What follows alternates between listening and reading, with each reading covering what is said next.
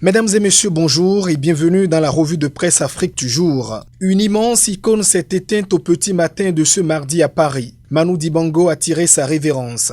Pluie d'hommage au roi du saxophone ce mercredi et en pole position les journaux camerounais. L'image du célèbre saxophoniste trône à la une du quotidien Repère, flanqué de Manon, le diminutif d'Emmanuel, prénom de l'icône. Le jour de son côté vient rappeler la durée de vie sur terre de Manu Dibango, 87 ans, né le 12 décembre 1933.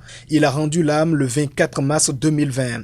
Mais de quoi est mort le grand Manu? Il est emporté par le coronavirus, affirme le quotidien Le Soir. Le journal parle de la vie, de la mort d'un grand patriarche de la musique qui se séparait rarement de son saxophone. Et au messager d'adresser ce message, Manu Dibango est désormais éternel. Le journal, qui rend hommage au père de la soul Makossa, le décrit comme un musicien à la notoriété outre-Atlantique, aux sonorités qui font danser la planète.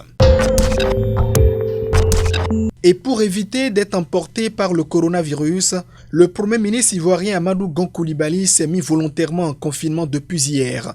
Le Jour en Côte d'Ivoire, qui rapporte l'information, précise que le lion ne présente aucun symptôme de la maladie. Le directeur de cabinet du dauphin d'Alassane Ouattara a même publié un communiqué qui figure dans les colonnes du Jour.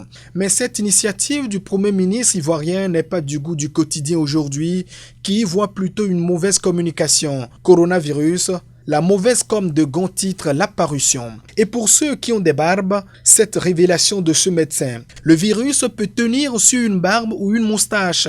Conseil alors de l'homme en blouse, il faut vous raser.